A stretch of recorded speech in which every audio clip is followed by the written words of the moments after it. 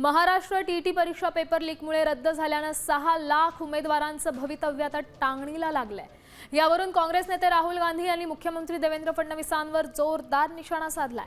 त्यांनी तातडीने परीक्षेची नवीन तारीख जाहीर करण्याची, दोषींवर कडक कारवाईची मागणी आणि उमेदवारांना वयोमर्यादेत सूट देण्याची मागणी केलेली आहे।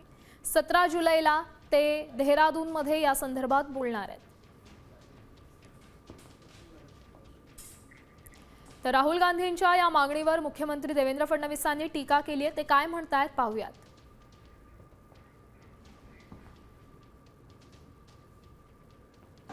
आपण प्रोएक्टिव्हली कारवाई केली आहे। ज्यांना पकडलंय ते तर आंतरराज्यीय गुन्हेगार निघालेले आहेत। इतर राज्यांमध्ये त्यांनी कारवाई केलेली आहे। त्यामुळे ही जी कारवाई आपण केली यामुळे अनेक राज्यातली पेपरफूट वाचवण्याचं काम आपल्या सरकारने केलं आहे।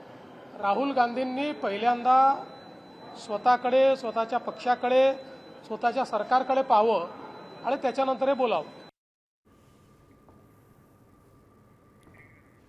2 आठवडे झाले तरी अद्याप परीक्षेची नवीन तारीख जाहीर झालेली नाही।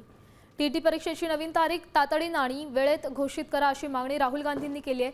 पेपर लीक करणाऱ्या मुख्य सूत्रधारांवर कठोर कारवाई करा अशी देखील मागणी केली आहे। त्यासोबत टीटीच्या विद्यार्थ्यांना वेठीस धरू नका।